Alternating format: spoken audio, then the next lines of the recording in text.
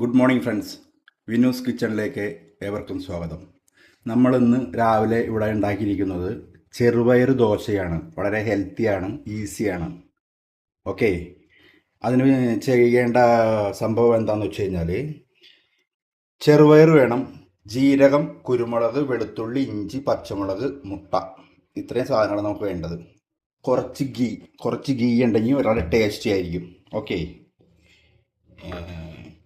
അപ്പം നമ്മൾ ചെയ്യേണ്ടത് തലേദിവസം ഏകദേശം ഒരു 5 മണിക്ക് ഈ ചെറുപയർ, കുറച്ച് ജീരകം, കുറച്ച് കുരുമുളക്, കുറച്ച് വെളുത്തുള്ളി, കുറച്ച് ഇഞ്ചി, കുറച്ച് പച്ചമുളക്, ഇതെല്ലാം കൂടിയിട്ട് രാത്രി നമ്മൾ സ്റ്റോക്ക് ചെയ്യുക.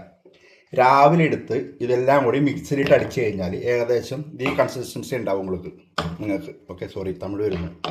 ഈ സംഭവം ഉണ്ടാവും. കുറച്ച് കട്ടിയാണെങ്കിൽ കുറച്ച് വെള്ളം ചേർക്കണം. അടിച്ചു കഴിഞ്ഞതിന് ശേഷം 2 കോഴിമുട്ട ഇതിൻ്റെ കൂടെ ഇടുക. ഈ മിക്സി ജാറിൽ ചെറുപയർ നന്നായിട്ട് അരച്ചതിന് ശേഷം 2 കോഴിമുട്ട കൂടെ അതിൻ്റെ കൂടെ ഇട്ട് അടിക്കുക.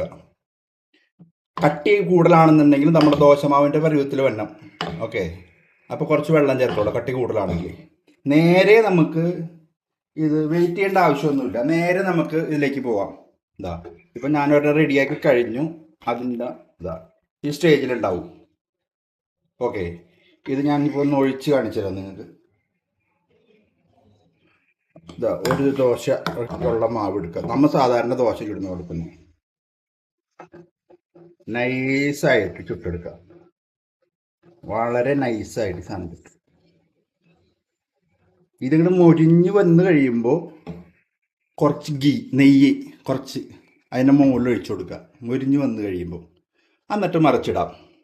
ചെയ്ത് നോക്കൂ, അഭിപ്രായം പറയുക. വളരെ ടേസ്റ്റി ആൻഡ് ഹെൽത്തിയാണ്. Okay, thank you.